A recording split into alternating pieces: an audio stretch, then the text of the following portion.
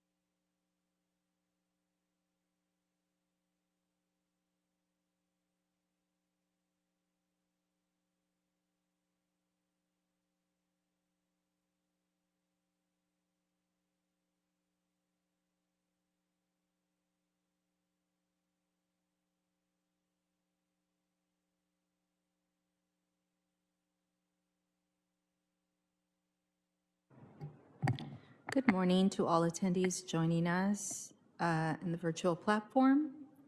If you wish to provide public, multiple item, or single item comments, please raise your hand so I can go ahead and unmute you and ask you for your name. Arthur, what items would you like to speak on today? General public comment. Thank you.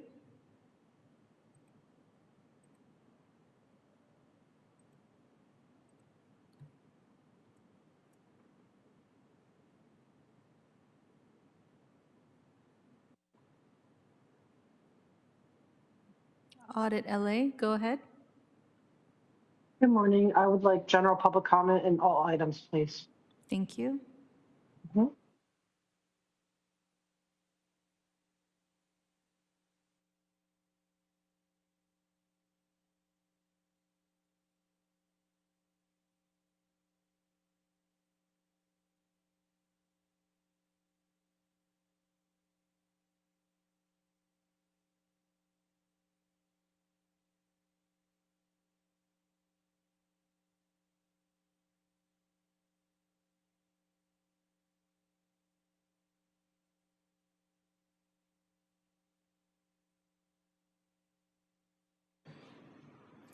Mona, what items would you like to speak on today? General public comment, please. Thank you.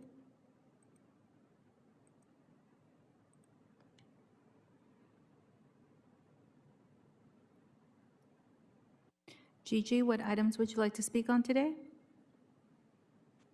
Let's do general public comment. Thank you.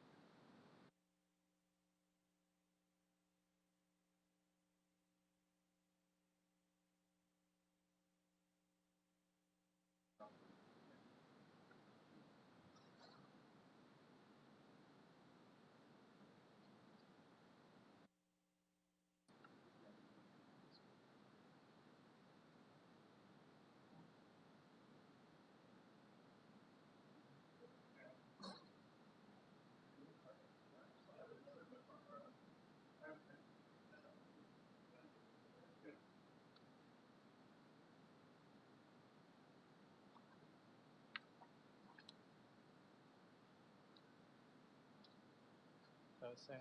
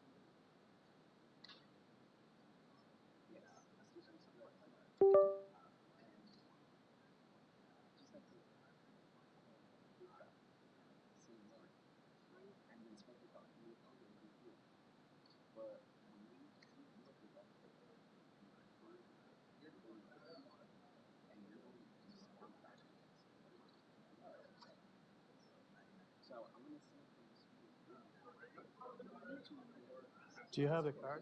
Do you have the folder? I guess I left my folder downstairs. Did you?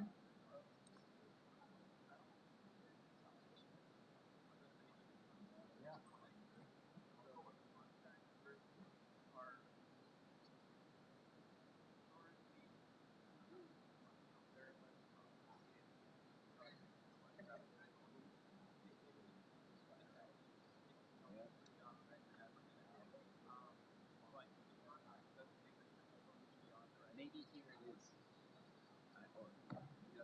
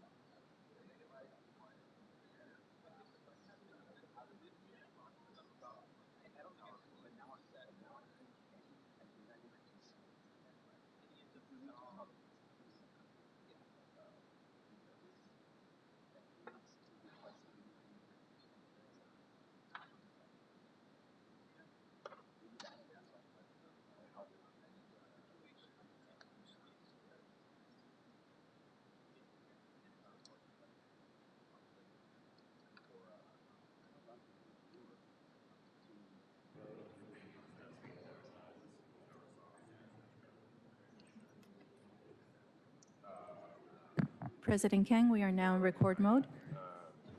Thank you very much. So good morning, everybody, and welcome to our regularly scheduled meeting of the Board of Public Works for Wednesday, July 1st, 2026. Ms. Reyes, please take roll and establish quorum.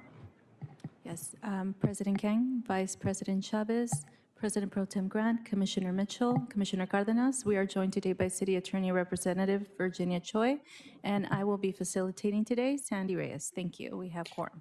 Thank you very much. We'll get started with general public comment, which is an opportunity for the public to address the board on public interest items and will be provided up to 1 minute per person for a cumulative total of 10 minutes for the general public comment segment of each regular meeting. Testimony shall be limited in content to subject matters which are within the jurisdiction of the Board of Public Works. The board may not take any action on any matters discussed during the public comment period. We do not have any in-person speakers. So we'll transition to our virtual callers. Okay, we will begin with Arthur. Arthur, go ahead. Hi, I live on 1322 L. Ron Hubbard Way. If me and my family end up injured or dead, it will be your fault for not putting restrictions on Scientology's influence on this city. You as a board have had more than 20 years to do this. How much are they paying you to ignore everyone? Can they pay me also? Like, so I stop complaining? I yield my time. Thank you. Next, we have Audit LA. Audit, go ahead. Yes, good morning. I am beside myself that you guys actually gave them another permit. And it's not even for, you could even maybe just, you can't justify, but partially maybe for, right, for one of their religious events, Auditor Day, whatever, but no, for the 4th of July, a month after they did not receive a permit and they hijacked and had a festival anyway for 3 days without any repercussions. In fact, they're rewarded. Now, I don't think you guys are paid off. I think there's political pressure coming because I don't understand why you would put the city at such liability. It's either that or you don't care. And I don't want to think that you don't care. I'm not going to ask flat out. Is Mayor Bass, because she's so chummy with Scientology, is she the source of the pressure? Because that I would believe. And I hopefully at this point, she won't be mayor again, if that's the case, because we don't need that. There is no reason why you should leave the city liable like that. Thank you. That's They time. didn't have a permit. Next, we have Mona. Mona, go ahead. Thank you. Can you hear me? Yes. Wonderful. Commissioners, thank you. I'm glad to be back and providing opinions and comments. The item F of your special event application states, willful submission of inaccurate, false, or fraudulent information regarding any aspect of the permit or petition process shall automatically revoke the permit. Moving on to what Audit LA just had spoke about, that was, and I've been going through many voter rolls for Clearwater for similar situations.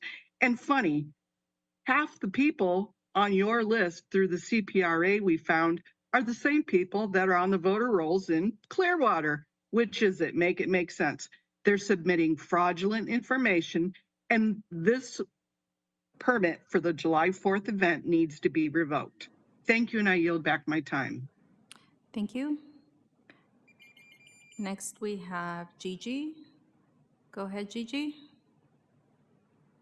Okay, let's talk about the fact that when the police were called for that past event that you guys did not approve, and they showed some type of documentation trying to pass it off as if they had the permit. Scientology showed them some fraudulent paperwork and said, oh, we do have a permit. And then, we looked into things more, and it turns out that they didn't have a permit. Why are you guys giving them the 4th of July permit after they, said F you? Like, if I wanted a permit and you guys said no, and I said, F you guys, I'm going to have the road closed, I'm going to have it closed for 3 days, you guys would definitely do something about that. You wouldn't let me get another permit. So why are you allowing Scientology to get another permit when they're being frauds, they're breaking rules, they say F you by just doing it anyways? I yield my time. Thank you. Next, we have two more callers with their hands raised. President Kang. Yes, please. Laura FM, go ahead.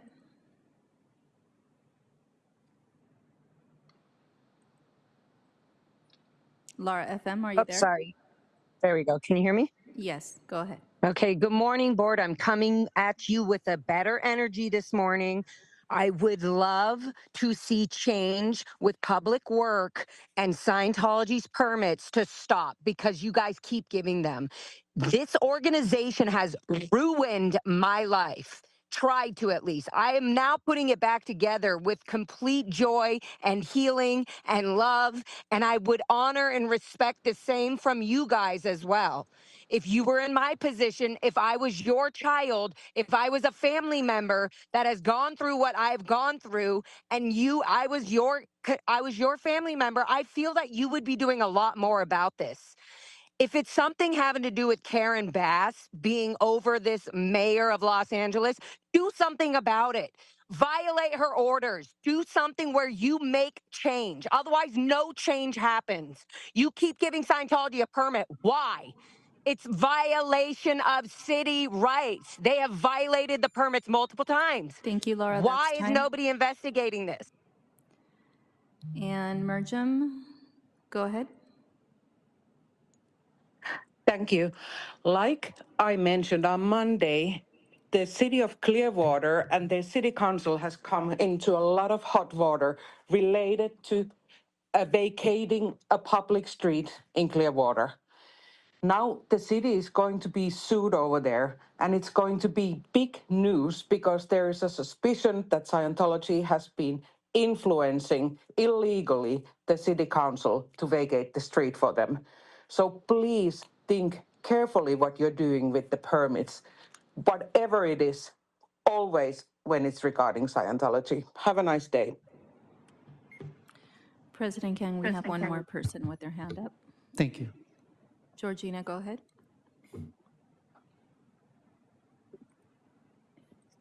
Sorry, I didn't unmute it. Can you hear me now? Yes, I can hear you. Yeah, I don't understand why this has been so complicated to simply get a street renamed away from a cult leader. You literally have a street, a public street being stolen by a cult. And the first step that you allowed to take place was giving them that R permit to let them name that street L. Ron Hubbard Way. We don't have a Hussein Street. I can't even think of his name. I can't.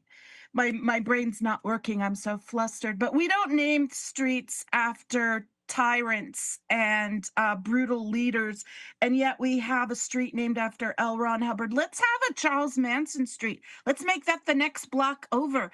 And then I think we should move on from there to, I don't know, let's find another really horrible cult leader like Reverend Sun Young Moon. Let's have all the streets in Hollywood named after dangerous people. Let's do pedophiles next. Pedophiles, serial Thank killers. you. That's time. That's all. Thank you very much. With that, we will close general public comment portion of today's meeting and move forward with multiple agenda item public comment. The board will provide an opportunity for members of the public wishing to speak on more than one agenda item during multiple agenda item comment period for up to a minute per item, up to a total of 3 minutes per meeting. This is the only time to speak on more than one agenda item, and please identify the items that you will speak on when you are called. We'll transition to our virtual callers. We'll begin with Audit LA. Audit, go ahead. Thank you. I want to start with the bids and then the last one with all the listed companies. You know, now it's come to my attention that there's such a thing as labor trafficking, R1 visa trafficking abuse, and labor abuses. I didn't realize that was happening. I thought that indentured servitude and all that was something from a long time ago. So I am asking you to really make sure that you guys screen every company, because it's not just Scientology. I mean, and Scientology does have wealthy people. It's not all Sea Org, you know, who do have companies and who may hire Sea Org members at, you know, at indentured servant wages. But it could be other entities as well. Apparently, it's a bigger problem. than we realize, and it needs to be taken seriously. We think human trafficking is just sex trafficking, and it's not. Labor trafficking is this is akin to indentured servitude, and it should not be happening in America. I mean, I remember I Audit, that's took a 1 job minute for the for minutes. 1 minute for that. Okay, thank you. The next one I want to talk about is for the appeals. It looks like they're, Yvonne, may she rest in peace. I miss her. She had the real good analytical brain. So I hope I'm understanding this correctly. But it seems to me that you're doing something, that there's a plan for safety and mobility, and somebody doesn't like your plan, so they're appealing it, and you're saying to deny it. I just, I find it weird that you guys deny things or want to deny things prior to actually having a hearing about it. But, it's weird that you put your opinions first. But if that person has really gotten some, serious safety concerns mentioned, I wish you would take the time to consider them. And because I can feel their pain, because look how we've come to you over and over again, talking about safety issues, talking about all kinds of issues that are very relevant that put the city at risk, and it's ignored. But at least they get on the agenda, which we don't. I'll move on to the minutes. Again, we've said before, we would like an accounting of the minutes. We know Audit, that I think you already spoke on the minutes. No, I didn't. I did not. Can you give me my time back? Okay, I did not go speak ahead. on the minutes. Okay. So the minutes, we did not, I know you can do the bare minimum, okay? Legally, there's nothing to say about that. I would like to see that changed, because it's just a matter of historical record. A lot of people look at minutes as, an accumulation of what has happened. And it's not just us. It's not like we just want to say, oh, we want to see our name in it. I really don't want to see my name in anything. I wish I didn't have to be here doing all this, but I can't have what's going on. So we have to be here. But we want an accounting so that we can see, that people can see, that anyone looking at it can see the history. And it's not just us. Sometimes there's people talking about the canopy, the tree canopies, or other issues. I mean, it's nice to have that record, and I don't understand why they don't. The other commissions do, and you're not a commission with a whole lot. I mean, I know you're very busy, but it's not like you have 100 items or 100 people talking. You limit it to 10. Audit, that's So, time. Is that my time? Thank you. President Kang, we have one more person with their hand up. Thank you. Georgina McPhee, go ahead. Hi, can you hear me? Yes, go ahead. Yeah, I want to talk about the minutes. I don't understand why the minutes have been so hard to get updated to modern standards. Sacramento uses a much better system, and I believe that them being the state capital should be an example of what we follow and what we do for our minutes. We need to do better. They need to be accessible. At bare minimum, if you could just update your YouTube channel to have the dates of the meetings, that would be greatly appreciated. Thank you. I yield back my time. Thank you. And one more person. Laura FM, go ahead. Hi, I just want to echo again on the minutes, along with what everybody else is saying. Again, you don't think maybe Public Works doesn't see this as an issue, but it's an issue that when we're calling in asking to revoke Scientology's permits, to stop giving permits, for you guys to wake up, for all the stuff that we've been speaking about indentured servitude, literally doing slave work on public city properties. And then we come all the way to the public meetings, we do all of this, and you don't even put it on the minutes. And it's something that can easily be fixed. We've talked about this all year long. I can hear that you guys are listening. I do see that there is change, but on the minutes, can we please get some change on that? And I absolutely don't understand why you keep giving them permits, period. So please put it on the minutes so that we can use this as a legal resource in the future, and so we can use it right now. We need to show lawyers and stuff that you guys have not been doing anything in terms of the infiltration of Scientology. So if we can get them on the minutes, then at least... Laura, that's 1 minute for the minutes. Thank you. And I want to talk about neighborhood councils on comments because it is on the agenda. Go ahead. Okay, so with the commenting on neighborhood councils, it's so useless to have neighborhood councils connected to public works if you guys aren't actually doing something where the public is complaining. If you just have neighborhood councils where they're just like doing what they do every month and you guys are just like, oh great, nothing new to look at, then why have neighborhood councils even talking or in connection with public works? You guys can make a huge change. And if you feel feared by Karen Bass for some reason to not make that change, put it on the neighborhood councils. Say, hey, you know what? This neighborhood disagrees with Scientology getting permits every single fucking month to recruit and infiltrate more of the city and to recruit more indentured servants like my parents, like myself.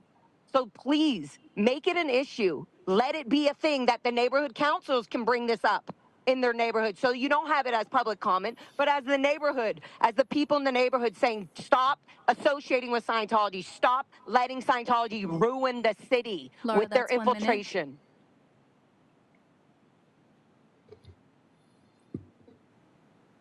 Laura, that's 1 Yes. minute. Was that it? Yes, sorry, Okay. I thought you said that was end. Thank you. That was 1 minute. Did you have another item? No, that was all. Thank you. Okay, Thank you, thank board, you. for listening. That concludes virtual multiple items. Thank you very much. We have one last in-person multiple item. Mr. Taxpayer, you have up to 3 minutes. Can I get my general?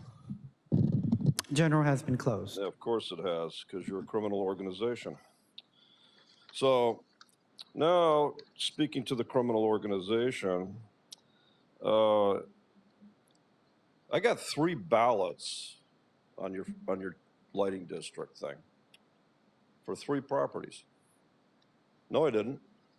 I own 3 properties in the city of LA, and I got 2 ballots. Why didn't I get 3? Well, one of my properties is completely exempt from all lighting district fees and costs forever. Why?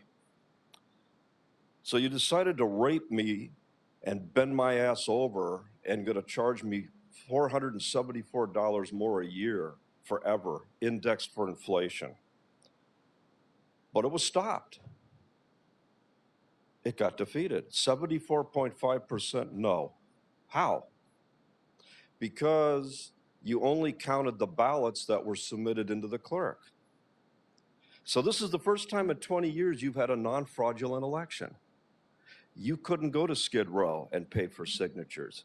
You couldn't take and steal people's ballots because each ballot was secured and mailed only to the property owner. Only the property owners could vote for the tax, not the renters, not the tenants, not the managers, only the property owners, including corporations and persons who are illegal aliens in the United States. Did you know that non-citizens vote in the city of Los Angeles on Prop 218?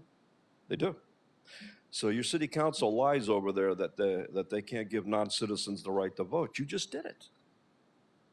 So I did all the research, and I found out why one of my 3 properties is never going to be charged lighting fees, and 2 of my properties are.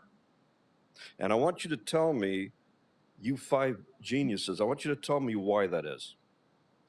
Why is one of my properties not ever going to be charged for lighting fees?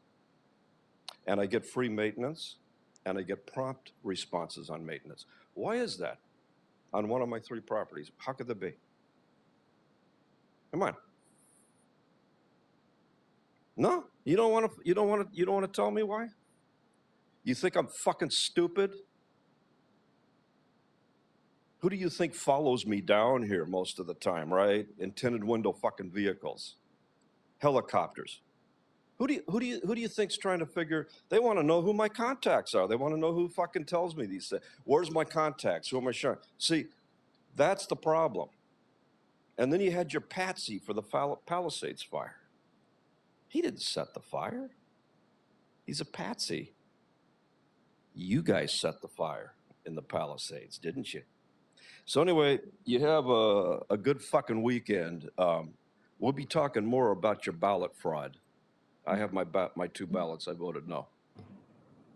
Thank you very much.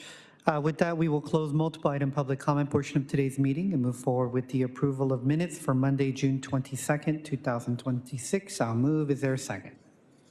Second. Seconded by Commissioner Cardenas. Thank you. We'll do a roll call for the minutes. President Kang, Aye.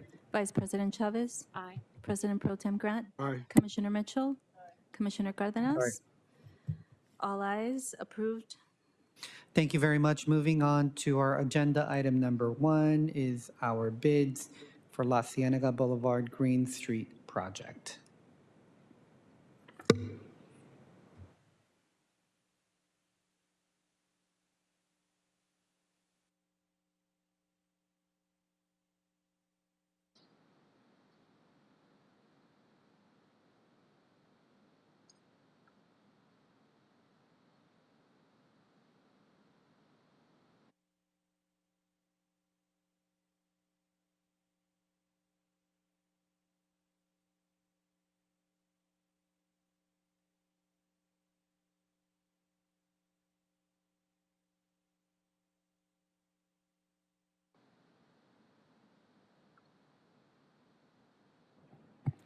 Okay, our first bid is Suzer Company, Inc.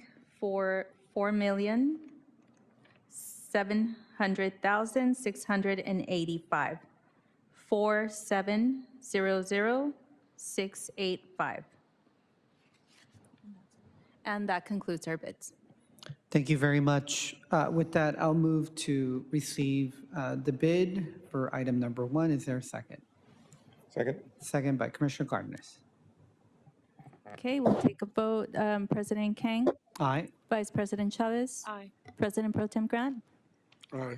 Commissioner Mitchell, Commissioner Cardenas. Aye. Okay, all ayes, bids received, open, and declared forthwith. Thank you very much. Moving on to item 2 and 3, which is our consent. I'll move. Is there a second? Seconded by Commissioner Mitchell.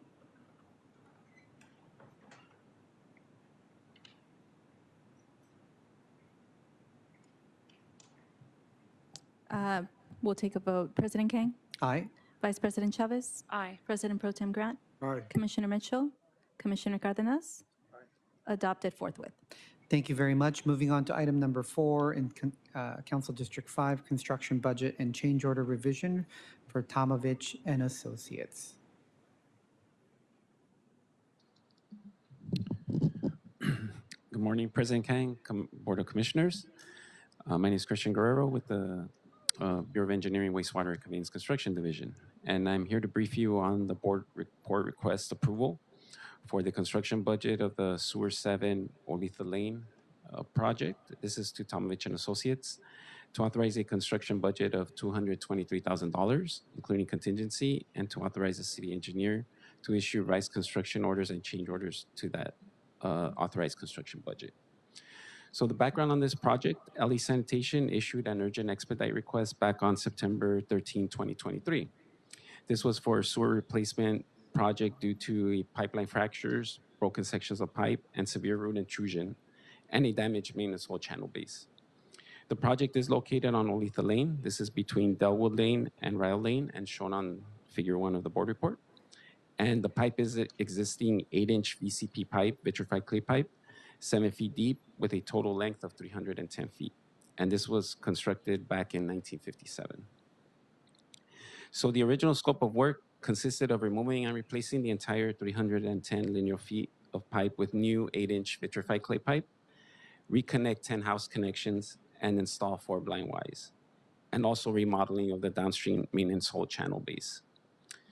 The scheduled work and prices was then generated with applicable fixed price and calculated quantities, and Matthew and Stewart Company was the low bidder at $91,423. They were not available to do the work prior to a request to be placed inactive on the Sewer 7 contract. Therefore, the next low bidder, Tomovich and Associates, was selected at $98,292. During construction, the contractor did encounter several challenges, and this was due to the steep slope of the street.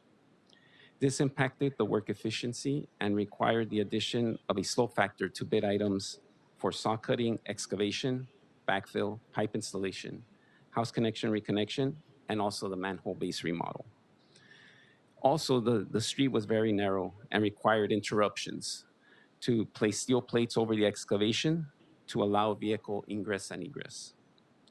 These impacts are shown in figure 2 of the board report in some photos, and this caused delays that necessitated additional days of traffic control and increased project costs.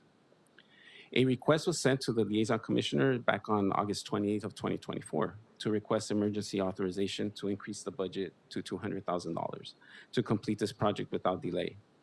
The authority was then granted on September 5th, 2024, and the project was completed on September 23rd, 2024.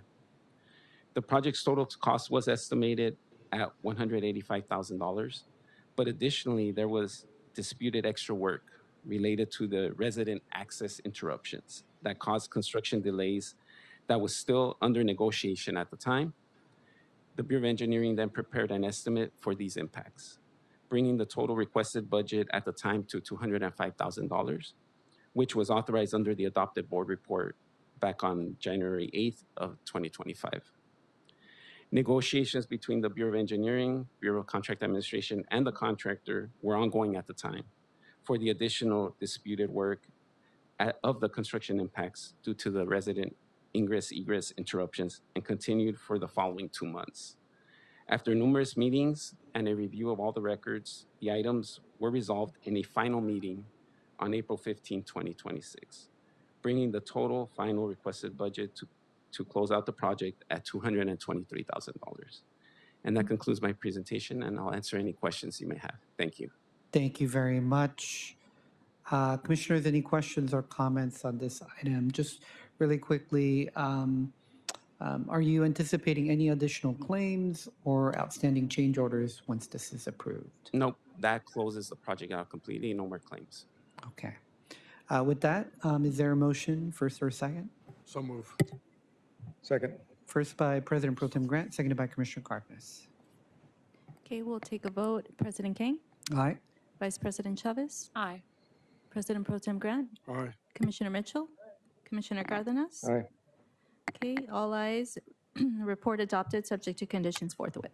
Thank you very much. So before we get to HLA, we'll do number 9, and then we'll close out with the HLA item. So next is item number 9, contract amendment number 1, environmental documentation and environmental specialty study services.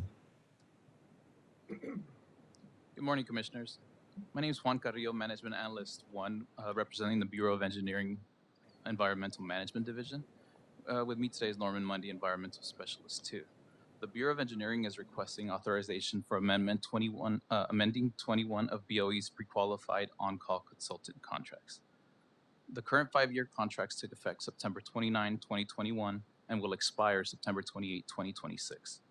The proposed amendment number 1 would extend their term for additional 3 years, increasing the total term contract to 8 years, with new expiration date of September 28, 2029. These amendments require approval and authorization by your board and will then be forwarded to the mayor and city council for approval. The amendments will affect 15 consulting firms across 2 of our pre-qualified on-call lists, with 6 of these firms appearing on both lists.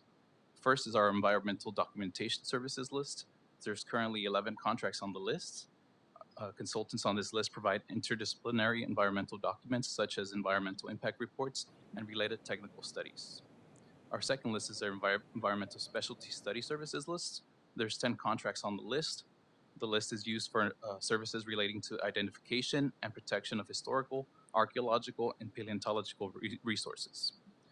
State and federal law requires the city to disclose and consider the potential environmental effects of proposed public works and to protect sensitive environmental resources. The work required to comply with these laws exceeds the capacity of city staff or requires expertise not available from city staff.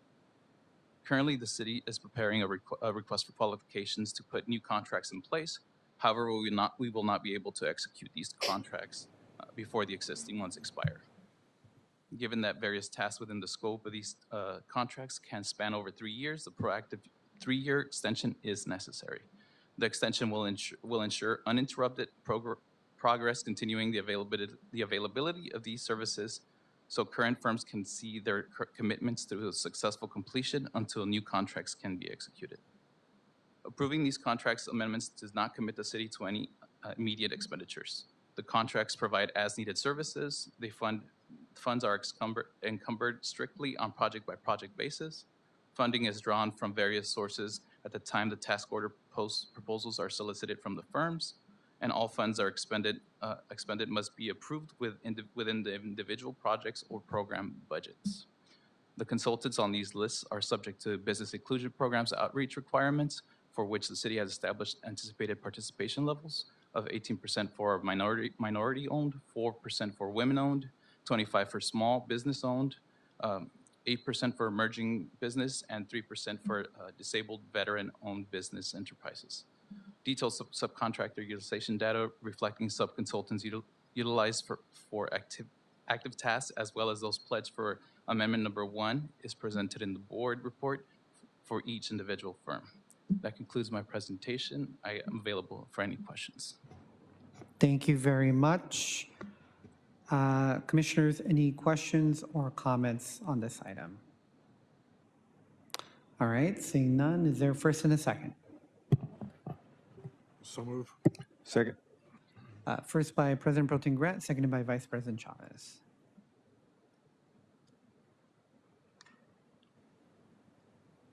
Okay, we'll take a vote. President Kang? Aye. Vice President Chavez? Aye. President Pro Tem Grant? Aye. Commissioner Mitchell? Commissioner Cardenas? Aye.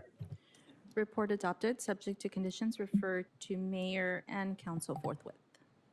Thank you very much. So with that, we will transition over to our HLA appeal items. We'll first start with item number 8.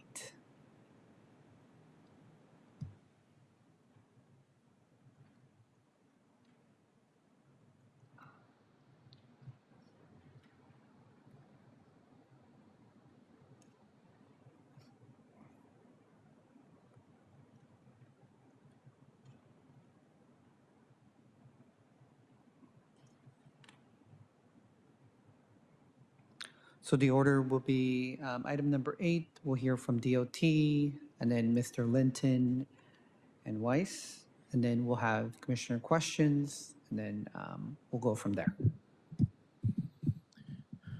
Good morning, board.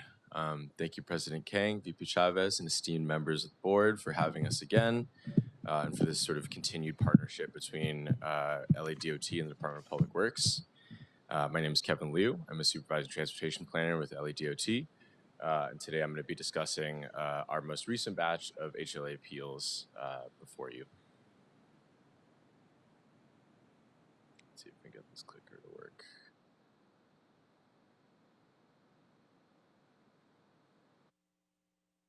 Okay, we'll have a staff assist here. Thank you.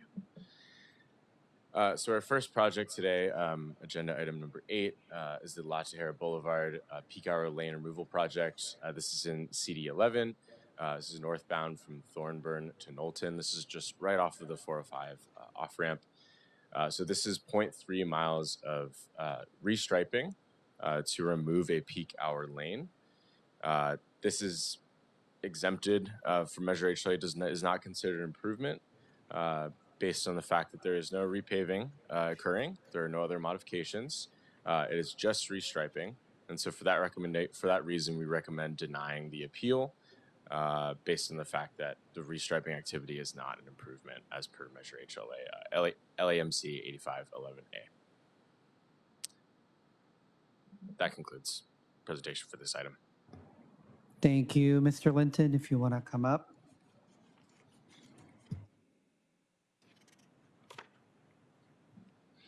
Yeah, so this project is similar to a number of appeals that you've heard before on the peak hour lane removal. The La Tejera is about a third of a mile, located sort of near the airport. The city's mobility plan says bike lanes. The city's HLA law says when you do an improvement on the street, including resurfacing or other improvements, that the city has to implement the mobility plan. The city added car parking an improvement and did not add the bike lanes. So a lot of this boils down to sort of semantic loophole that the DOT's trying to do with this restriping. I mean, this project didn't restripe. This project erased stripes. This project put up signage. Project changed. It changed a reconfiguration outside to have cars turn onto the freeway off ramp before they reach the section that the city is listing as the ends of the appeal. The distinction that I want you all to understand is, so restriping, there's sort of two ways that restriping can be interpreted. There's restorative striping, which is you've got worn out stripes, you add the same stripes, and that is in the list of exemptions from Measure HLA. HLA doesn't stop the city from taking a street and bringing it up to good condition where stripes are worn out. The city, Kevin, and the staff report claim project is a restriping, but they're actually reconfiguring the striping. They're moving striping and doing other things like signage. So I want to, and my lawyer and I assert that restorative striping is exempt from HLA. Reconfiguration striping is not. Where it contains other improvements, the law does not exempt that from Measure HLA. So I'm going to introduce my lawyer, Jonathan Weiss, who's going to talk about La Tierra and that distinction. Can we give this to the board? Just brought a, hi. Thank you, commissioners. Joe's just handing out, it's just a copy of HLA with a couple phrases highlighted. I've been able to listen to the hearings where Joe brought appeals before. And at one of them, Commissioner Grant said that it's unclear, or he was unclear on the, quote, difference between striping, restriping, and removal of striping. And I was hoping to clarify that. He asked the city attorney for an opinion. I'm not sure that one has been provided. If so, I'd sure like to see it. But as you can see from HLA, this is the second highlighted line. It says improvements do not include restriping of the road. Now, if it stopped there, fine, but it doesn't. It said without making other improvements. So that goes to the dichotomy that Joe was talking about, restorative restriping and reconfiguration restriping. The other things that are exempt under HLA are the same. They're for restoration, routine pothole repair, utility cuts, emergency repairs. That's all putting the road back the way it was. On the first page of the city's presentation today, the HLA, the cover here, they're calling this restriping. These are bike lanes, bollards. They're reallocating a lane. That's an improvement. It's not putting things back the way they were. It's not restoring the road.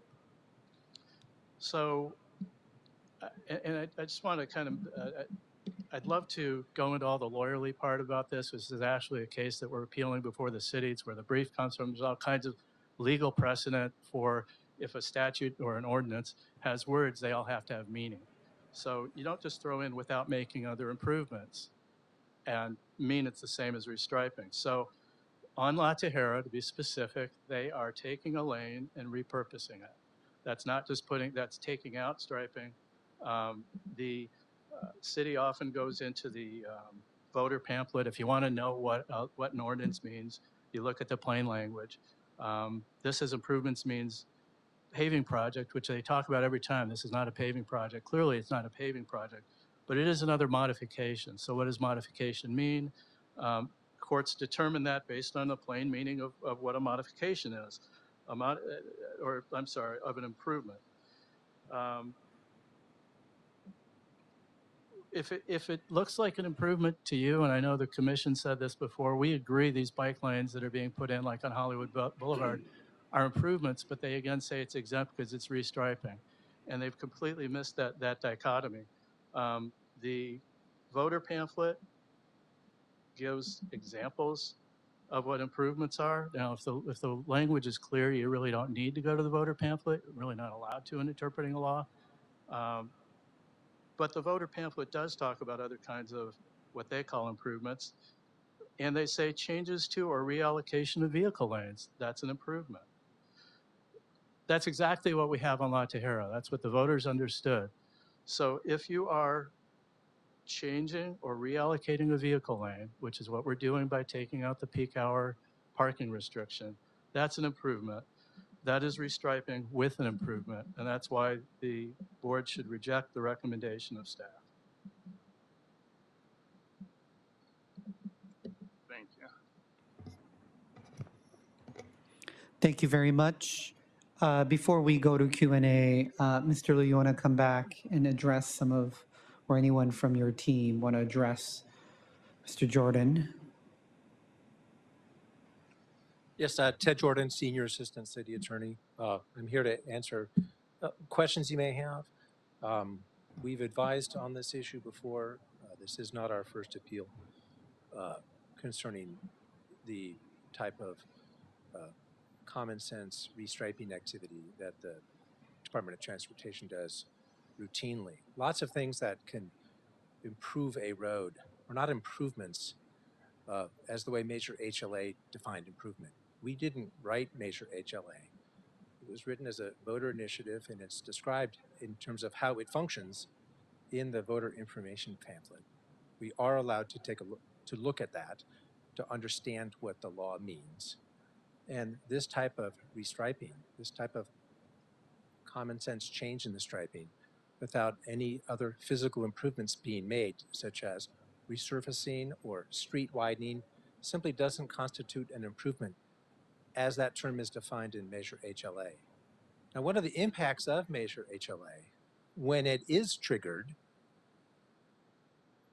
typically by a resurfacing, may be the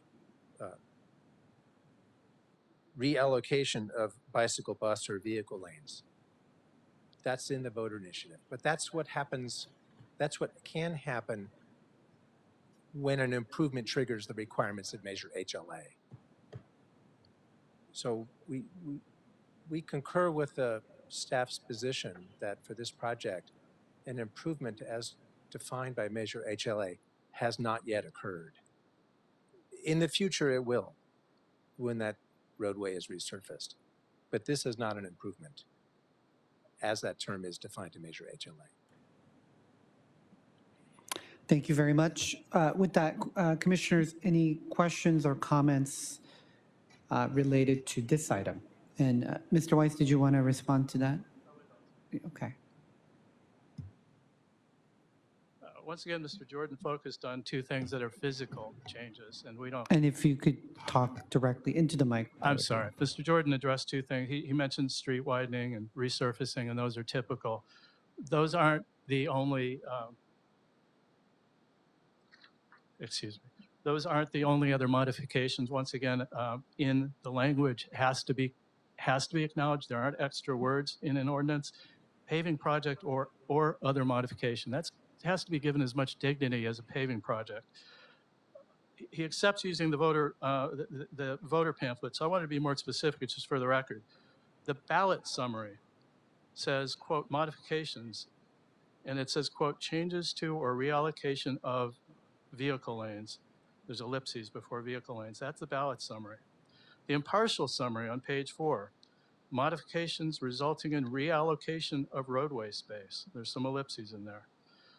The impartial summary, I'm sorry, the opponents, this is rebuttal to the argument in favor. They refer to improvements as new striping. And that's why I was just trying to clarify. The board was under the impression, because that's what's being presented to you, that restriping is restriping. And I didn't hear any response to that from Mr. Jordan. I'd love to engage on that. I don't want the board wasting its time hearing arguments, not getting the whole argument, having to get a court to clarify what it means. The statute has not been interpreted. There's a whole set of rules and Latin phrases that apply to how you read an ordinance.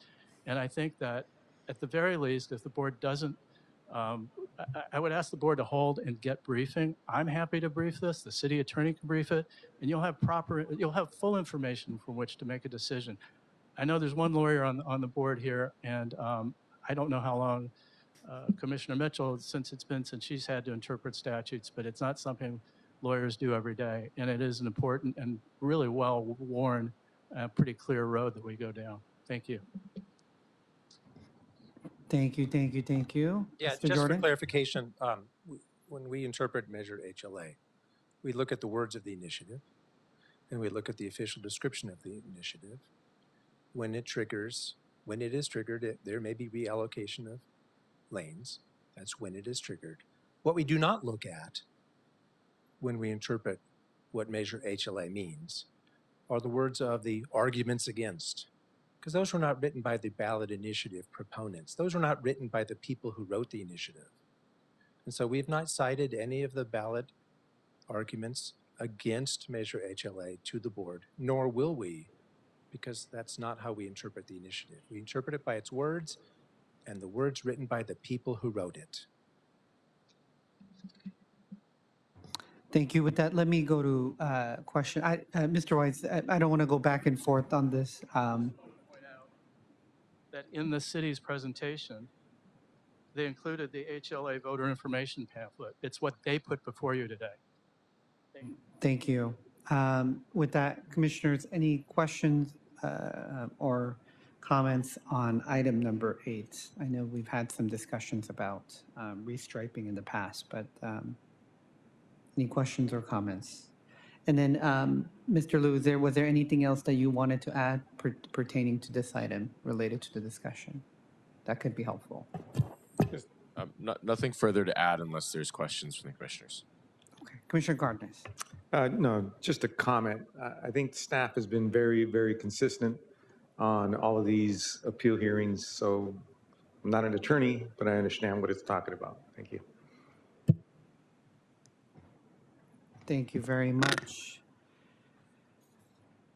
Any other comments or questions from the board? Just a quick, Commissioner Grant, or no? Mr. Linton and Mr. Weiss, I hear you. I think at least for me, it's hard for me to, given sort of the restrictive parameters, what has been defined within the word improvements. It's hard for me to change what I've seen thus far. So that's where I'm at. But commissioners, any questions or comments before we take a vote? All right. Is there a first and a second for item number 8? So moved. I'll second. First by Commissioner Cardenas, seconded by Vice President Chavez. Okay, we'll take a vote. President Kang? Aye. Vice President Chavez? Aye. President Pro Tem Grant? Aye. Commissioner Mitchell? Commissioner Cardenas? Aye. Okay, report adopted forthwith. Thank you very much. Going back to item number 5.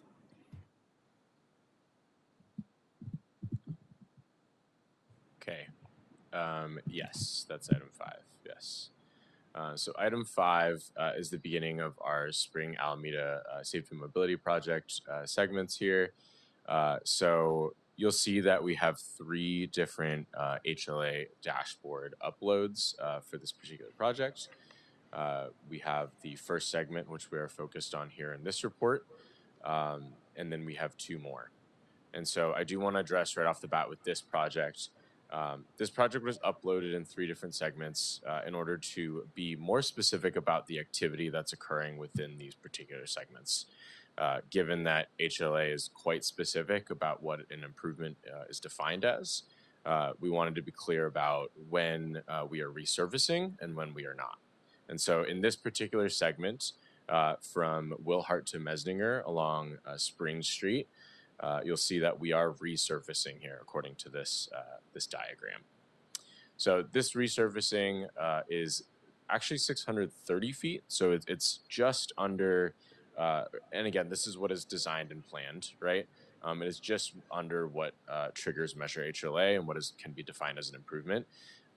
You'll see we have a brief note here saying, again, this is what is designed, right? So if resurfacing has to, give or take a few feet here or there, we don't want to be up against sort of the absolute limit of what is considered an improvement.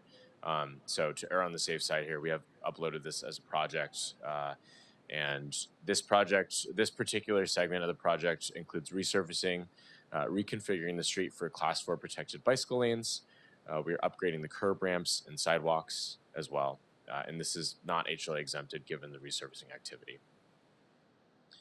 So you'll see our recommendation is to deny this appeal. The appellant claims that, the appellant did submit one appeal for all three segments here, attempting to sort of rebundle these segments into one project. And also claims that if the city resurfaces one segment of a project, that the entire project is sort of subject to Measure HLA and is subject to the improvement, subject to the definition of improvement. The appellant also claims that the city will not install all of the bicycle enhanced network and pedestrian enhanced district improvements along this particular segment. Again, we're recommending to deny this appeal. Because this particular segment does include all standard elements for the pedestrian enhanced district.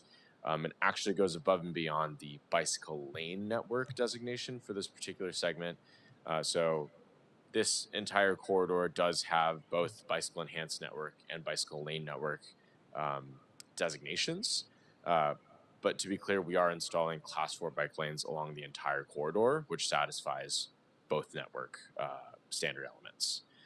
So for that reason, we're recommending denial. And then sort of the second issue is this larger question of what the appellant classifies as and sort of defines and characterizes as piecemealing. And so we do continue to assert the definition of improvement that is resurfacing over 660 feet. And in this case, there was resurfacing of just under 660 feet for this segment.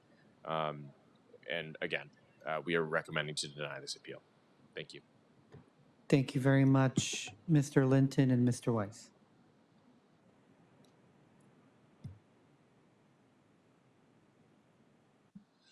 Yeah, it's rare that I get up and agree with the DOT staff on this. As Kevin stated, this is a mile-long project. The city chunked it out into 3 different chunks. Both ends have resurfacing. The middle doesn't have resurfacing. The one you're voting on right now is the north end. I have no problems with the north end. The city says it HLA applies. I completely agree. HLA applies. Thank you.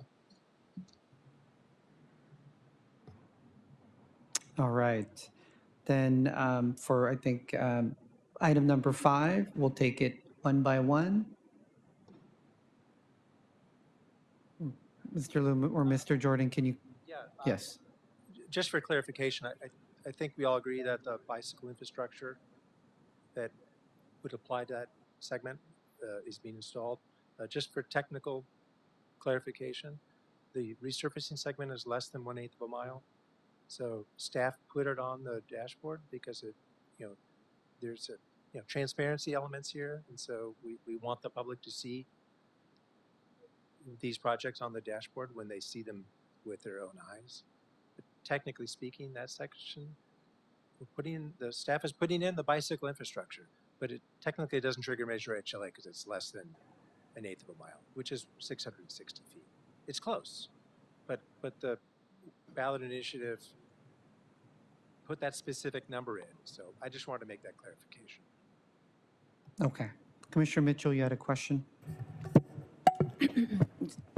So if I understand correctly, it's a denial on the basis of it's just shy of the 660 feet requirement, but otherwise in this segment, otherwise in this segment, we are taking all necessary improvements pursuant to HLA due to the resurfacing. So we are doing what we've classified as sort of pre-compliance, right? So we are implementing restriping of the bike lane. We are But isn't this segment have restriping in it, even though technically HLA does not apply because it doesn't meet the 1/8 mile requirement? there is restriping occurring, and it's also under the 1/8 of a mile requirement. What I'm asking you Mhm. is, are we being asked to deny the appeal because the 1/8 mile does not apply as to this segment? Is this segment also have resurfacing in it? The segment does have resurfacing in it, and it is under 1/8 of a mile. Pardon? The segment does have resurfacing, and it is under 1/8 of a mile. Okay, so we're being asked to deny the appeal even though we're taking the necessary precautions that even if they had the extra 30 feet, we would be required to do, right? Correct. All right. President Pro Tem Grant.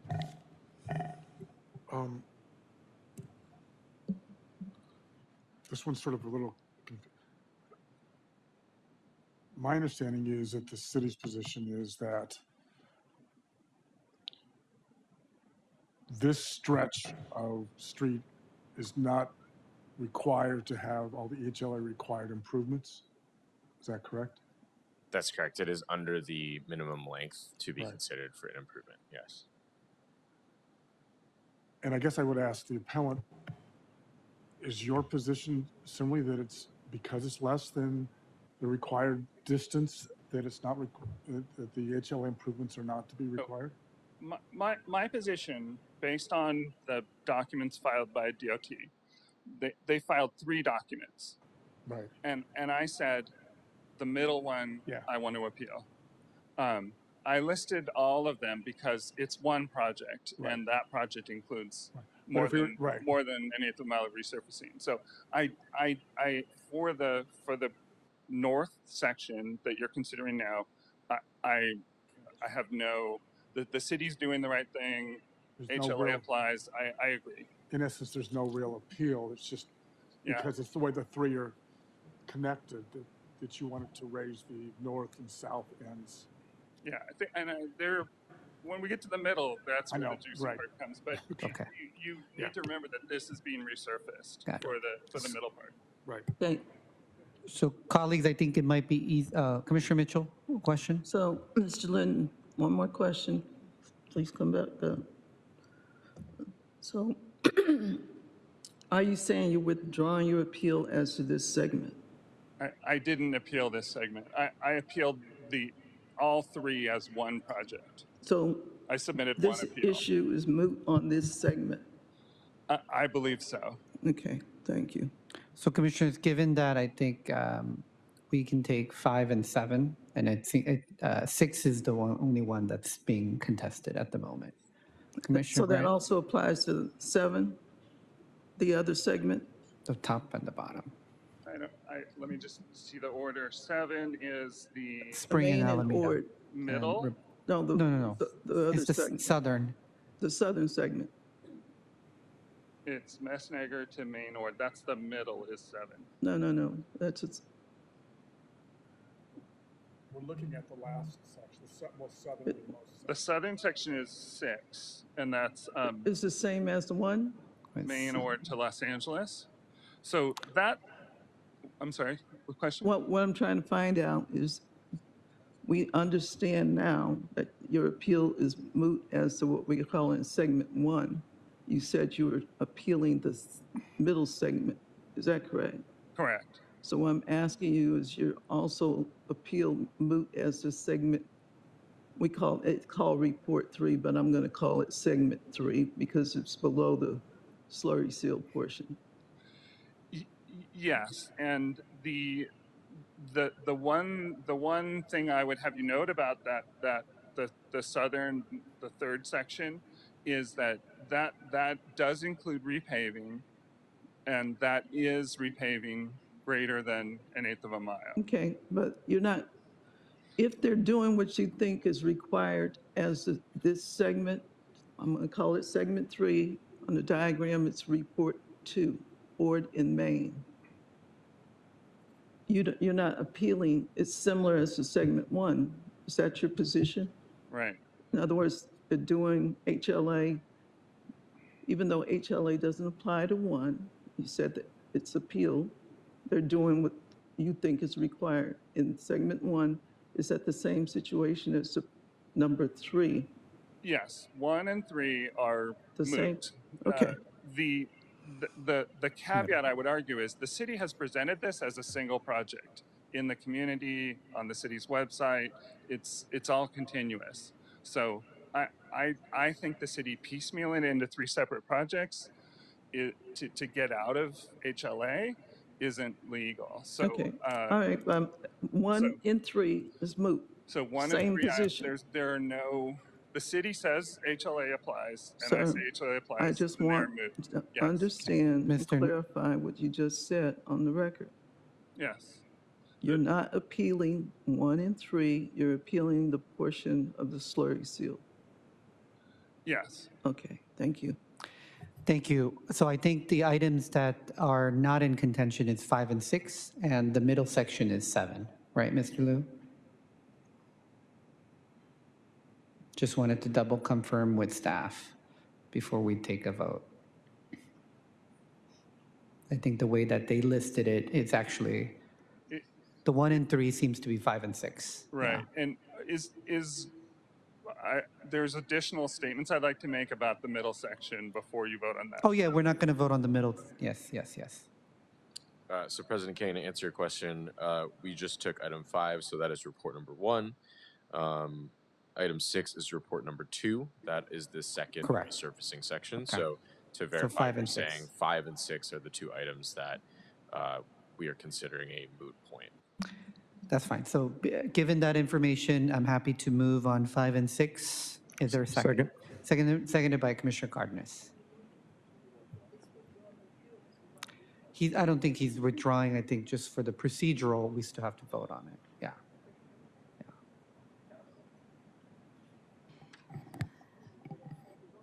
5 and 6 together. Okay, we'll do a roll call vote. President Kang? Aye. Vice President Chavez?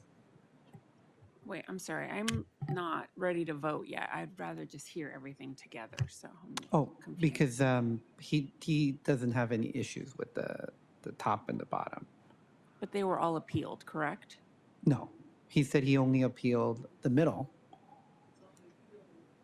The middle. Can I get Correct. clarification from council on this? Because I'm Mr. Jordan, can you, I think there seems to be a, Yeah, if I get anything wrong, they'll correct me. I believe the appeal was filed, and the focus of the appeal was on the. No, it's okay. I'll try to speak in the microphone. The acoustics in this room are terrible. I think we would all agree on. The crux of the appeal is the middle section. In the diagram you have, it's the blue section. That section is over 1/8 of a mile, and there's a slurry seal on it. This work being done on the 2 green sections, one at the north end, one at the south end, and then the blue section in the middle, it is all being done by the city. And these separate segments were broken out in the way they are because there's different treatments being put on them. The green segments have a resurfacing, which we all agree triggers major HLA. The middle blue section has a slurry seal treatment, which the city's implementation ordinance defines as not being an improvement. So Mr. Linton, and I don't want to speak for him, has appealed that center section, but because these segments were all put on the dashboard separately, but at the same time, they're being all implemented under the rubric of the Spring Alameda Safety and Mobility Project. So we're hearing them together and they're bundled together. But really the only, and they're broken out into separate reports because each of these segments has slightly different nuances. And so in order to present the arguments clearly to the board, they were presented in the 3 different reports, 6, 7, and 8. One, the resurfacing is less than 1/8 of a mile. The other resurfacing is more than 1/8 of a mile. So the arguments and the positions are slightly different. In those 2 sections, the green sections, however, the city is doing everything that HLA would have required. And in the southern section, in fact, HLA is triggered, so the city's doing what's required. The northern section, HLA was not triggered, but they are in the mobility plan. So to be consistent with the mobility plan, they're being done there. So those 2 reports regarding those green sections, which I believe are numbered 5 and 6. and 6, No there issue. are no disputed issues regarding those. So if the board wants to take action on those, it can, because they're essentially moot. And then the board, if it wants to, can then proceed with that center section, which was item number 7. I'm sorry, yes, item number 7. And then there'll be discussion about that. President Pro Tem Grant. Council Choi, given that 5 and 6 is moot, is it necessary for the board to take a vote on this? Okay, well. I'm Yeah, no. asking, Council. No, I understand. I mean, if the item is moot, the board need not vote on it because technically, if it is moot, there is no item before you to vote on. I may just, so you have counsel who has advised you, I may from this side of the podium recommend that unless the appellant is willing to state now that the appeal with regard to those sections was withdrawn, I think for clarity, the board can take an action on that. So I assume the appellant had already conceded this point, but if that's not the case, then yes, the board may vote on it. Is it clear on the record that the appellant? So Mr. Linton, to make it easier, are you willing to withdraw on 5 and 6? But he has not said that for the record.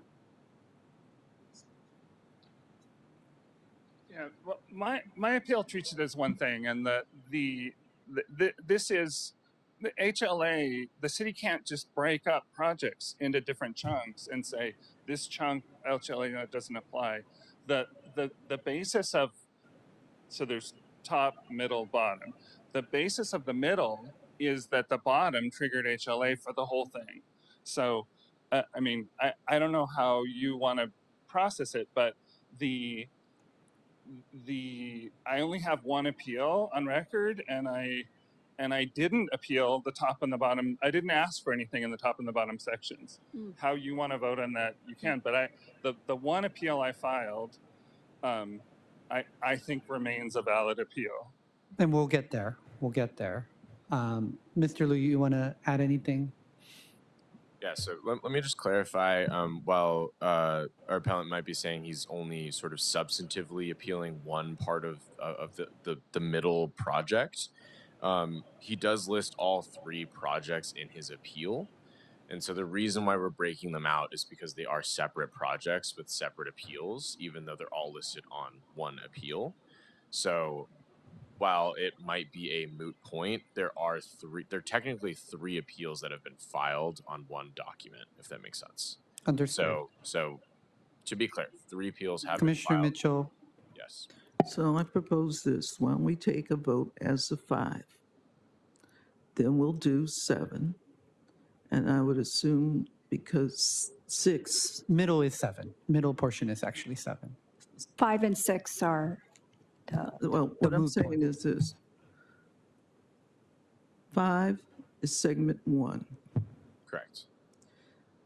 We should take a vote. I suggest the motion would be deny as recommended, deny the appeal as recommended. Then we can probably take up, based upon Mr. Linton's representations, even though he thinks 7 is 6, meaning the Ord to Main Street is unintended But to the extent his argument is because the slurry seal, two things. One, report number 2, Ord Main, HLA is triggered because of the segment and the improvements that are being taken within that segment. I think what he has stated so far with regard to the slurry seal segment, I'm sorry, I keep calling report number 2. Report number 2 is well, they're both Ord Main. Okay, the slurry seal segment, let's just call, which we have number 7, to the extent his argument is whatever we do in number 6 still applies to number 7. Is that right, Mr. Linton? Your slurry seal segment, if it's triggered, if HLA is triggered in segment 3, let's just call segment 3 the historic cultural, then you're saying that the slurry seal portion is also affected by. Yes, my assertion is the whole project triggers, and even if you separate out what you're calling the slurry seal segment, the middle, I call it, that is a road reconfiguration that I think still would trigger HLA on its own. So I think what we're trying to do is figure out where we need to make a vote and where we don't need to make a vote. I think we need to make a vote on all 3 since they were handled as 3 separate, and maybe what we can do is take a vote as to 5 right now and then reserve 6 and 7 pursuant to the argument with regard to the Commissioner slurry seal Mitchell, section. but item 6, Mr. Linton already said is moot. He's happy with. Yeah. He's happy. Mr. Linton, if you want to re-clarify one last time. I agree with the city project form and the city staff report on item 6 on the southern. Correct. So we'll vote 5 and 6 together. And that's, as you said, that's moot. 5 and 6 are moot.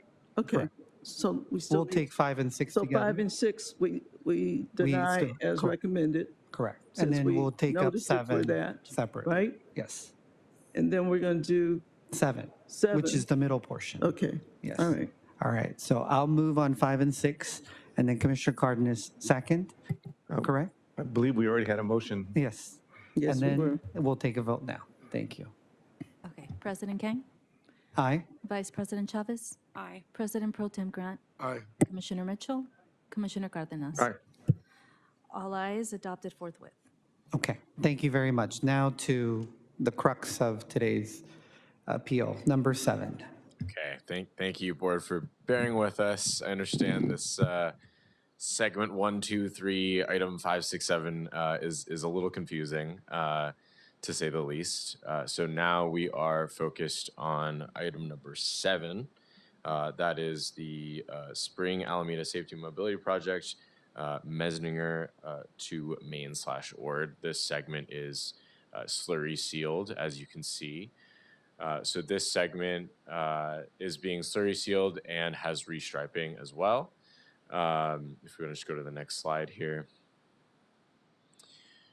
We are restriping and reconfiguring the street here to include Class 4 protected bike lanes.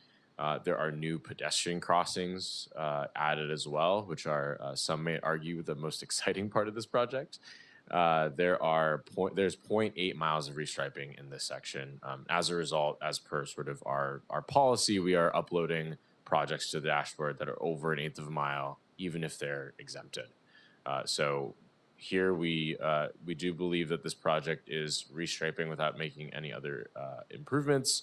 Slurry seal is not an improvement as per our implementation ordinance. And so here, this is where we're getting into the sort of, as we've called it, the meat of the argument, right? So the appellant is claiming that we should not have exempted this section from Measure HLA, that the project features, including the protected bike lane, are improvements as per Measure HLA, and that there's sort of a side argument here. There's an overlap in 2 different network segments in this particular stretch of the project. So the bicycle enhanced network runs from Union Station, I believe, to Ann Street.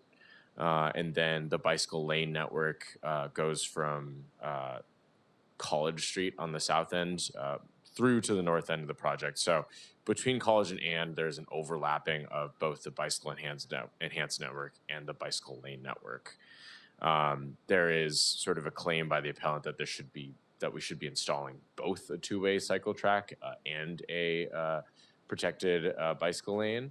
And we're asserting that that's not the case. Our Class 4 protected bike lane satisfies the standard elements for both networks. So based on both that last argument and again, this ongoing argument about whether or not slurry seal and restriping constitutes an improvement, whether or not we can piecemeal the project, we are recommending a denial of this appeal. Piecemealing does not apply here. This isn't CEQA, right? This is a very narrowly defined city initiative ordinance that defines an improvement based on repaving over 1/8 of a mile, right? So we are, as staff, simply uploading projects here that meet that standard definition of an improvement as per Measure HLA. And so this section does not include those defined improvements in HLA. And again, as a result, we're recommending denial. I will say that even though this segment is not qualified as an improvement, we are installing bicycle enhanced network standard elements. This is a great project, right? This is one of our sort of blue chip games ready projects. It will provide a lot of connections and access to Dodger Stadium as a venue. This is an incredible project, and I do welcome all of you to also check it out when it goes into construction. Okay, that's it for now. Thank you. Mr. Linton.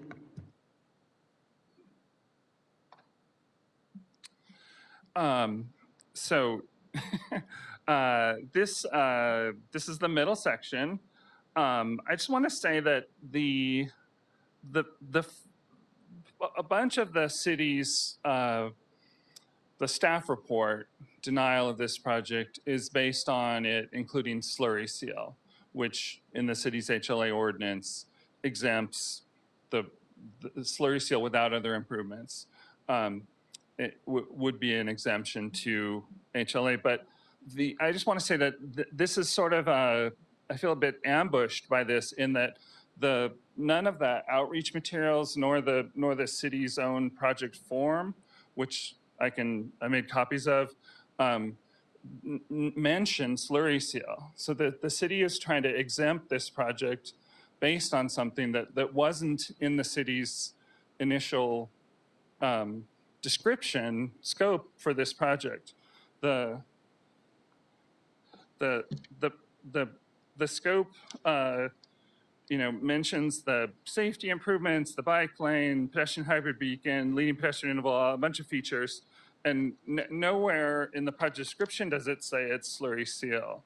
So I think it's a due process violation for the city to reject this project as slurry seal when slurry seal wasn't part of the city's form declaring this project was exempt. The city's exemption is one thing on this project, which is restriping without making other improvements.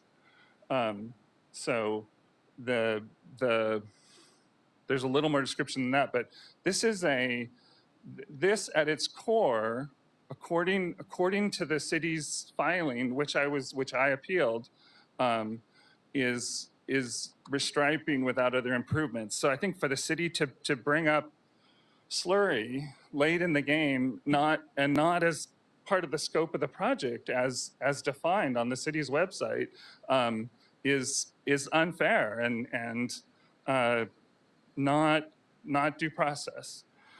So in addition, and it's been mentioned, I want to make two more points. In addition, so I think HLA is triggered on two things on this.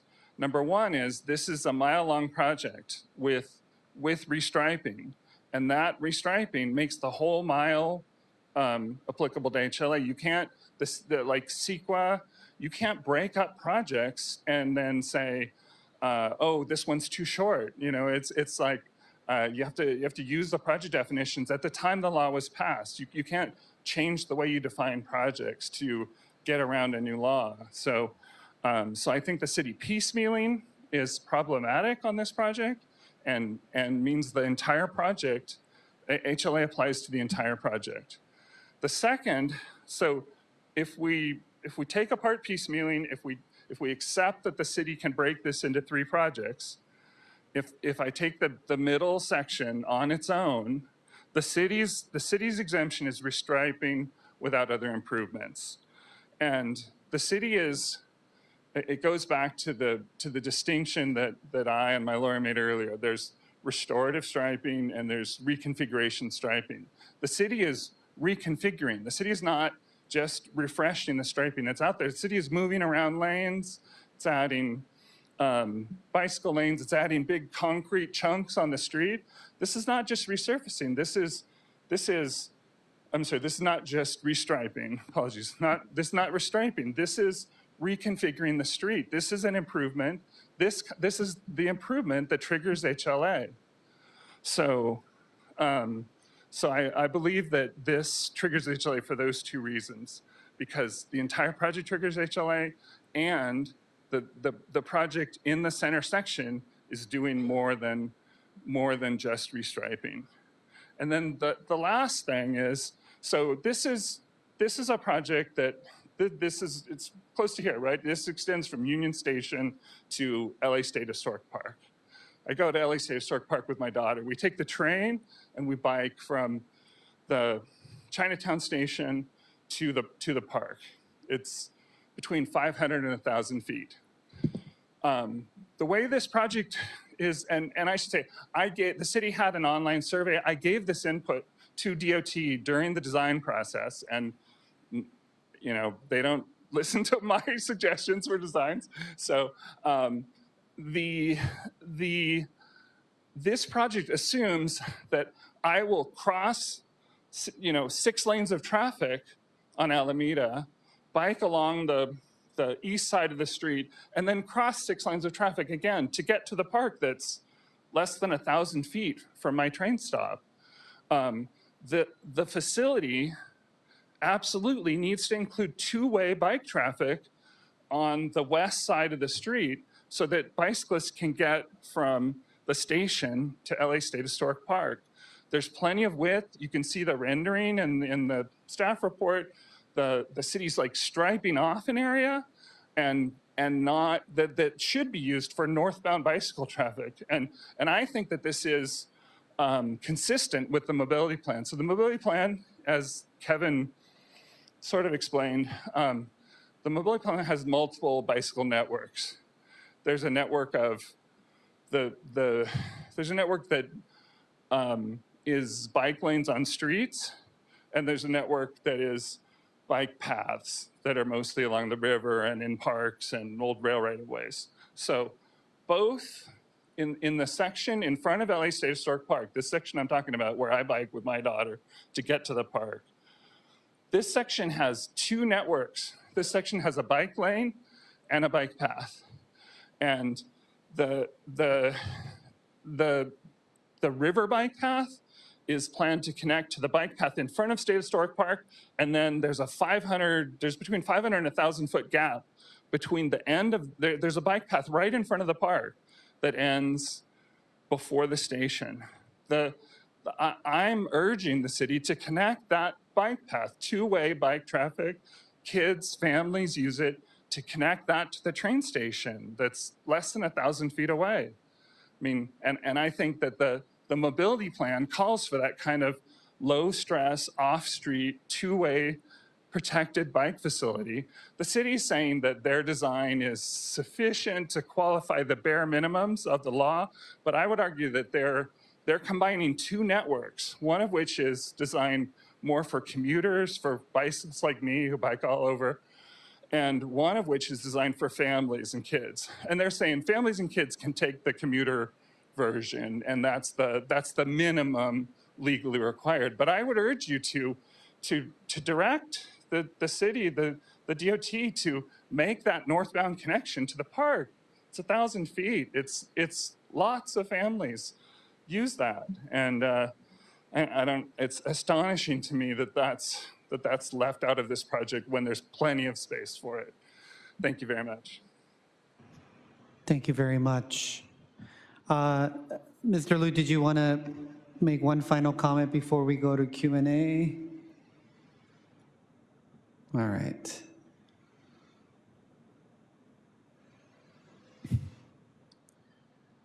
Okay.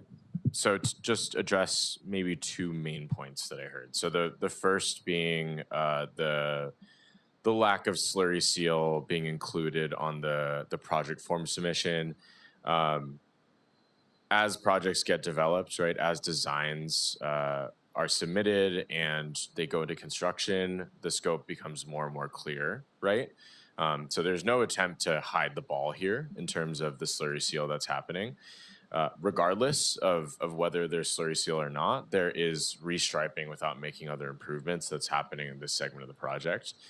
So that is the sort of like quote unquote official exemption here, right? So we have in this room agreed with striping a bicycle lane, a class 4 protected bicycle lane as restriping without making other improvements. I'll refer to the Hollywood Safety and Mobility Project, right? We've already heard that and agreed on that here. And so in this way, this is the same activity, right? We are striping a class 4 protected bike lane in this section without making other improvements. The slurry seal is just not another improvement, right? It's just sort of the treatment that is going on top, and to also clarify that this is not resurfacing, right? So that's our sort of main way of making that distinction. Secondly, I think we're hearing about design decisions, kind of trying to go, we're hearing about design decisions essentially, and Measure HLA for the purposes of sort of the scope of what we talk about here is concerned with implementing the mobility plan as it's written, right? And so we believe as staff that this project is implementing the mobility plan as written. We're not here to talk about whether or not it's the bare minimum or above and beyond, right? We are here to talk about whether or not it fulfills the requirements of Measure HLA. And in this case, again, it is exempt, right? Based on restriping. And we are also including this class 4 bicycle lane because that is a good sense, common sense measure for this project, right? It shouldn't be stopping at the park. So I do want to cover those 2 points. Those were the 2 points that I heard. I don't know if commissioners, you have another point that you want me to speak on and address that Mr. Linton had shared. Thank you very much. President Pro Tem Grant. I'm getting close to being completely confused. Mr. Linton, what, in your opinion, and your basis for your appeal, is missing on the middle section under HLA?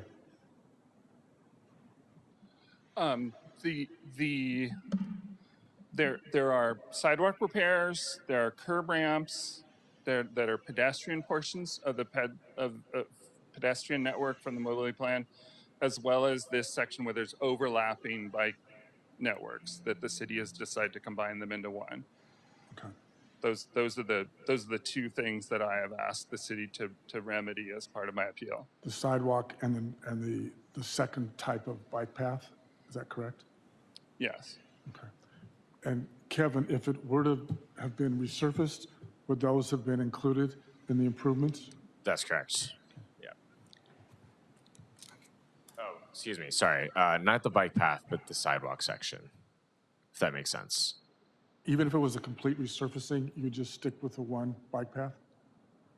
So, I mean, if it from the north to the south, it was a completely resurfaced.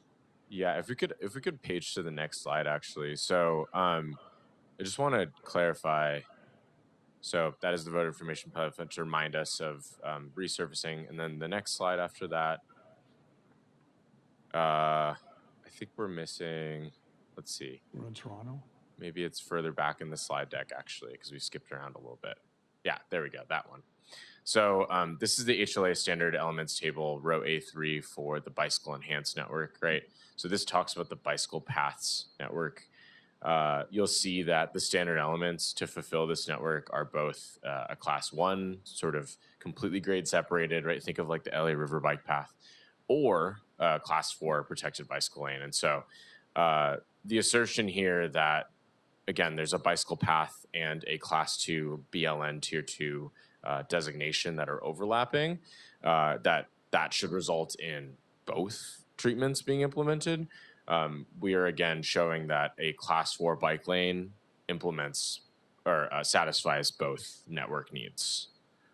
But again, to come back to your original question, does resurfacing, when we resurface, will we have to implement the pedestrian enhanced district? That's correct. Any other questions or comments? Vice President Chavez. I have a question for Mr. Jordan. Can you clarify for me, so in this, the municipal code 8511, is there, does it hinge on the type of pavement treatment? In other words, does it require the identical pavement treatment through in continuous form in order to trigger HLA?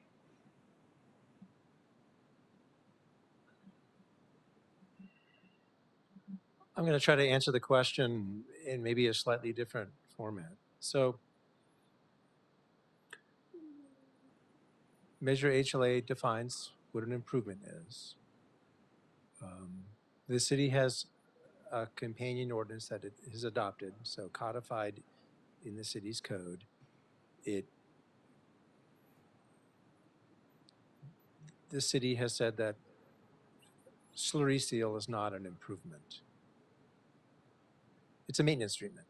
And that's not an unusual thing. That's the way the ADA treats slurry seal. It's considered maintenance, not alteration. Here we're talking about HLA, not the ADA, but the city's code defines slurry seal as not being an improvement. Now turning to 8511, 8511, when it defines what an improvement is, it also has language that says you can combine different projects together that collectively are more than 1/8 of a mile. And in that section of 8511, it does talk about those, the aggregating together different improvements to get over 1/8 of a mile. It refers to them as a continuous segment.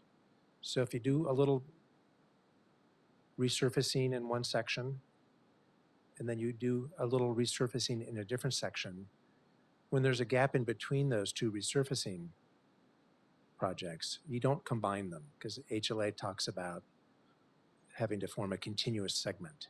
So here we have two resurfacing sections. We showed them before, they were in green, the northern end and the southern end. And in the middle, we have something that's not an improvement because the city's codified code says that slurry seal is not. So for purposes of HLA, you may as well be doing nothing there because it's not defined as an improvement. So in that sense, I think the answer to your question is it does matter. I hope that answered your question. The slurry seal section is not an improvement, and so therefore it doesn't trigger Measure HLA. I guess I'm trying to say that. Now, the fact that there were some sections that were resurfaced, that is why we're talking about Measure HLA. But the slurry seal section in between the two, it matters that it's slurry seal. If that was resurfacing, then the whole thing would be. So slurry seal, since it's not an improvement, doesn't trigger Measure HLA. And the fact that on either end of the slurry seal there is a street resurfacing, it doesn't make any difference. It doesn't convert the slurry seal section into an improvement for purposes of Measure HLA. And then to remind everybody that slurry seal section is getting the full bicycle treatments that are the standard elements for a bicycle enhanced network. And if and when in the future the city does a resurfacing project on that section of roadway, pursuant to Measure HLA, it will then take a look and implement the pedestrian enhanced district standard elements. But we're not there yet. Yeah, I mean, I think the biggest point here, I think the biggest sort of point of contention here is the aggregation, whether this is all a project or Correct. is it 3 different projects. And so I'm trying to understand this sort of like continuity question, and that's why I asked about the pavement treatments, because you know, what, setting aside whether the slurry seal is an improvement or not, you're saying it's not. You know, these 3 things were geographically continuous. I'm familiar with the stretch. And presumably these were all designed and funded as part of a coordinated project. So I'm just struggling to not see it as one. I think that, you know, I understand staff sort of separated them into 3 based on the different treatments given to each one. But I think that was more of a, you know, engineering distinction and not necessarily a distinction laid out in the ordinance. This slurry seal section in between the 2 repaving sections, it's a maintenance treatment that's appropriate for that section of road. If that section of road still had a sufficient asphalt seal that a slurry seal wasn't needed, then they wouldn't be doing the slurry seal. If that section of road in between the 2 repaving sections had a series of potholes with good asphalt seal, then what they would be doing would be going through and fixing all the potholes in between the 2 resurfacing sections. And we wouldn't consider that to be one continuous project, simply because in the middle section we were filling potholes. The slurry seal maintenance treatment is essentially the same. Or if we decided to plant trees along the roadway in that center section, that wouldn't be considered an improvement either. I mean, I don't want to get into too many hypotheticals outside of this project because this is a slurry seal. But it doesn't, the non-improvement treatment in that center section does not in any way connect the 2 resurfacing sections at the north end and the south end to make one continuous project. The fact that we have funding being done and things are being aggregated in that way doesn't convert it into a single continuous project for Measure HLA when the center section is not an improvement. I mean, just looking ahead, I can see where restructuring a project based on the different treatments that we give to it can certainly be a loophole for, you know, what would be an otherwise continuous coordinated project. So No, I understand that the treatments are chosen to be what the most appropriate treatment is on any section of roadway. It would make no sense to resurface a street that didn't require resurfacing. Just like it wouldn't make any sense to use a slurry seal if all you needed to do is fill some potholes. In terms of the scope of Measure HLA, and if the city council wishes to, as further implementation ordinance, to deal with what you described as a loophole, then the city council is free to do that, to essentially expand the scope of Measure HLA beyond what the voter initiative required. Just like the city council could, if it chose to, expand the scope of Measure HLA to bring that 1/8 of a mile section down to 1/10 of a mile, or anything it wants. The city council and the city can always go beyond what Measure HLA requires, but we're here because the city is doing what it believes complies with the requirements of Measure HLA, including a section where Measure HLA is not triggered, and that has been appealed. That nothing prevents the city from going beyond the legal requirements of HLA.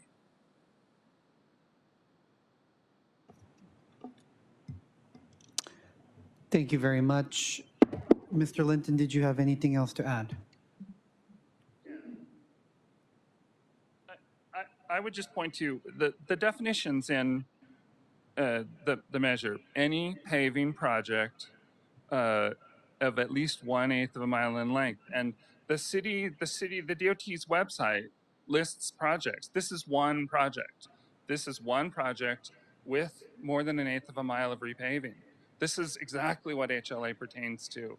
You can't split this project up into pieces that limbo under the law. You got to treat this as a project. If the city calls this a project, if this is a project, you can't divvy it up. You know, it's piecemealing. It's not legal. It's not whatever. You need to make the streets safe. People are dying on the streets.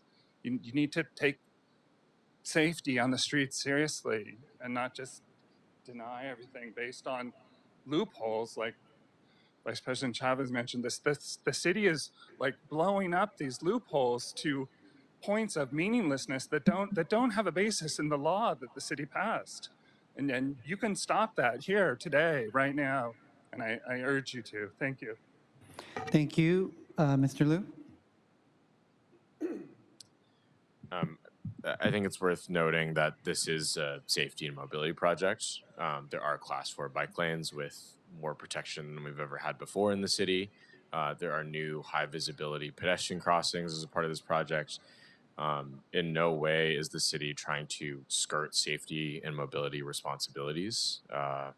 We are simply reporting on the dashboard the scope of the work, right? And that scope of work is not defined based on any sort of loophole either. It's defined based on pavement quality, right? So that is an assessment we're getting directly from Street Services, who's recommending resurfacing versus slurry seal simply based on the underlying pavement quality, right? Not whether or not it gets us around HLA or anything to that sort of event, right? So I just wanted to clarify that as well. Thank you, thank you, thank you. Commissioners, any other questions or comments to either staff or to the appellant? Mr. Liu, can you address the CEQA explanation for me? Can you walk me through that? How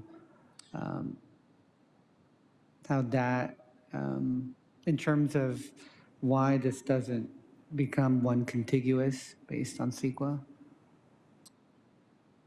I mean, I think the only thing I can really speak to here is we're discussing HLA, not CEQA, right? And so the definition of what a project is here is not defined by CEQA. It's defined by what is in the ballot initiative, right? Which is defining any activity over 1/8 of a mile, right? So in the same way that we've talked about improvement, the sort of plain language that we have on LADOT's website of improvement is not the same as the way that improvement is defined in HLA. The word project, as it is used in CEQA, as it is used on our own website to talk about the safety and mobility project, is not the same word as, again, per measure HLA, right? And actually, HLA doesn't quite well define a project here besides saying it's an improvement over 1/8 of a mile. So I think that's maybe kind of trying to answer your question here of why this isn't one continuous quote unquote project. And it's because we're just working off of what is defined here in HLA as a project, which is an improvement over 1/8 of a mile. Mr. Linton? Or Mr. Weiss, yes. Sorry, the last thing I heard was that HLA doesn't define project. And we talked about plain language before. Project means projects, what's on the website, project.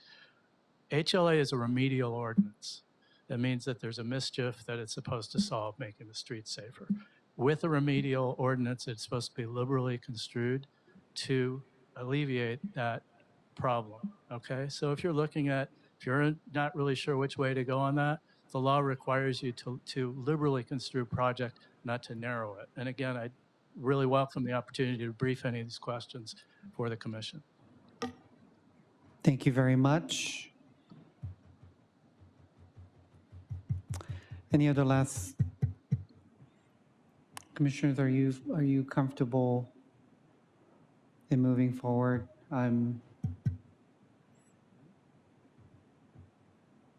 Okay.